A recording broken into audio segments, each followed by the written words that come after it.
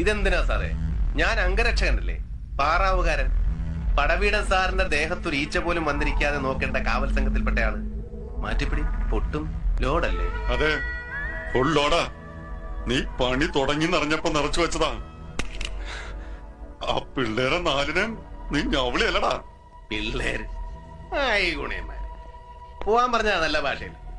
വള്ളക്കൂലിക്കും പിന്നെ ഏതെങ്കിലും നാട്ടിൽ ചെന്ന് സെറ്റാവുന്നവരെ ചെലവിനുള്ളത് അതും കൊടുത്തു. അവർക്ക് വേണ്ട, അവർക്കെന്റെ ചാവ് കാണും. പുലകുളി അടിയന്തരത്തിന് ചോറും തിന്നണം. തന്തില്ലാ പടപ്പുകളുടെ അഹങ്കാരം. ചങ്കിനും പള്ളക്കും ഉണ്ട കയറ്റി തന്നെ കൊണ്ട്. അവരെ പറഞ്ഞിട്ട് കാര്യമില്ല.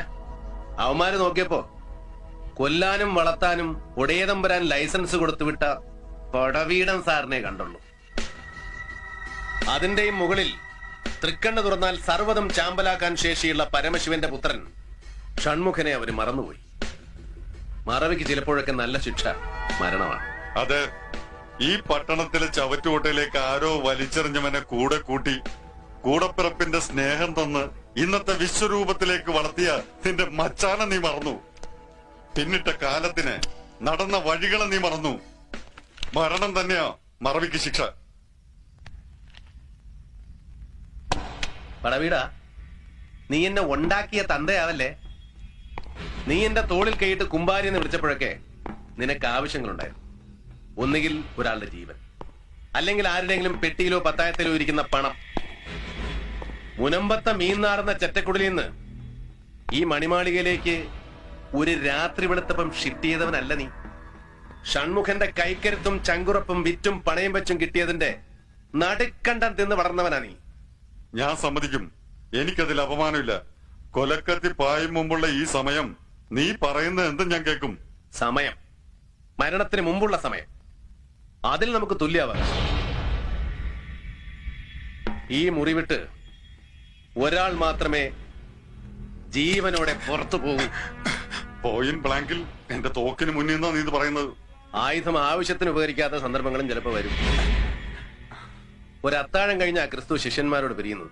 നമുക്ക് ഓരോന്ന് പിടിപ്പിച്ചാലോ? പിന്നെന്താ, ഒന്നോ രണ്ടോ ആകാം.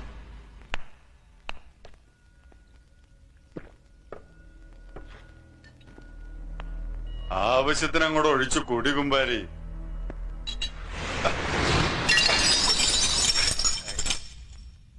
എന്താ മച്ചാനെ, കൈ വറച്ചോ? ബലിയാണെങ്കിലും പോറ്റുന്ന ക്രാവിന്റെ കഴുത്തെ കൈവെക്കാൻ പോകുമ്പോ ഒരു വിറ വരും. പൊട്ടിയത് പോട്ടെ, ഇത് പിടി.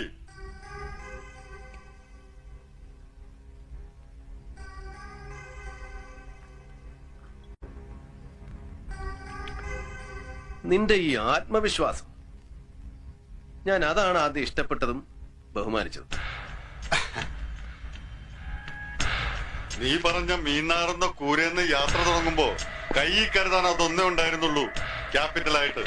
ആത്മവിശ്വാസം, പിന്നെ ലഹരിയോടുള്ള അടങ്ങാത്ത ആർത്തി. എനിക്ക് ലഹരി അധികാരമായിരുന്നു.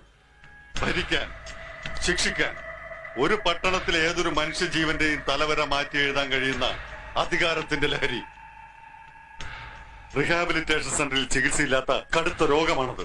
ഞാനതിനെ സ്നേഹിക്കുന്നു, അതിൽ ജീവിക്കുന്നു. എന്നോടാ നീ പറഞ്ഞ എല്ലാം വെച്ച് കെട്ടി പൂട്ടാൻ. എന്നിട്ട് ഞാൻ എന്ത് ചെയ്യണമെന്നാ? ഡെവിൻ കാർലോസ് പടവീടൻ എന്ന മാനസാന്തരം എന്ന മനുഷ്യൻ ഇവിടെ ജീവിക്കുന്നു എന്ന് ഗേറ്റിൽ ബോർഡ് എഴുതി വെച്ചിട്ട് ഇതിനകത്ത് കഴിഞ്ഞോളണമെന്നോ? ഡെവിൾ, അതായിരുന്നു കോളേജ് കാലത്തിന്റെ ഇരട്ടപ്പേര്. ഡെവിൻ കാർലോസിന്റെ ചുരുക്കം. ഞാൻ ആ പേരിനെ സ്നേഹിക്കുന്നു ഷൺമുഖ. എന്നിട്ട് എന്തെല്ലാം നേടി നീ? ഈ ചുവരുകൾക്ക് മിട്ടിരിക്കുന്ന കുപ്പായത്തിനും തിന്നുന്ന ചോറിനും ചോരയുടെ രുചിയും മണവുമല്ലടാ. കട്ടും കടത്തിയും നീ ഉണ്ടാക്കിയ നോട്ടുകെട്ടുകൾക്ക് മുകളിൽ എന്നെങ്കിലും നീ സ്വസ്ഥമായി കിടന്നുറങ്ങിയിട്ടുണ്ടോ? ചെയ്ത പാവങ്ങൾക്കൊക്കെ ശമ്പളം പറ്റിയവരാ നമ്മള്. മിണ്ടാനും കേൾക്കാനും ത്രാണിയില്ലാത്തൊരു കൊച്ചിന്റെ രൂപത്തിൽ എനിക്കും, കട്ടിൽ ചങ്ങലിൽ കിടക്കുന്ന ഭാര്യയും ആ പാവം മോനും നിനക്കും. മാനസാന്തരം നീ എത്ര അറപ്പോടെ പറയേണ്ട വാക്കല്ല. മനുഷ്യനായി, ഒരു വെറും മനുഷ്യനായി ജീവിക്കാൻ എന്നെ വിട്ടേക്കെന്നേ നിന്നോട് ഞാൻ പറഞ്ഞുള്ളൂ. അതിന്റെ പേരിൽ നീ എനിക്ക് വിധിച്ച ശിക്ഷ മരണമായിരുന്നു. ഇല്ല പടവീടാ, ഷൺമുഖനല്ല, ചാവേണ്ടത് നീയാണ്. എന്നെ കൊല്ലാൻ പാണ്ഡികളെ ഇറക്കിയതിന്റെ മറുപണി അല്ലിത്. നീ ഇനി വേണ്ട. മറ്റൊരു പടവീടന്റെ ഉയർപ്പ് വരെയുള്ള കാലമെങ്കിലും ഈ പട്ടണം സ്വസ്ഥമായി ഉറങ്ങുകയും ഉണരുകയും ചെയ്യട്ടെ. കൊണ്ടു നടക്കാറുണ്ടായി.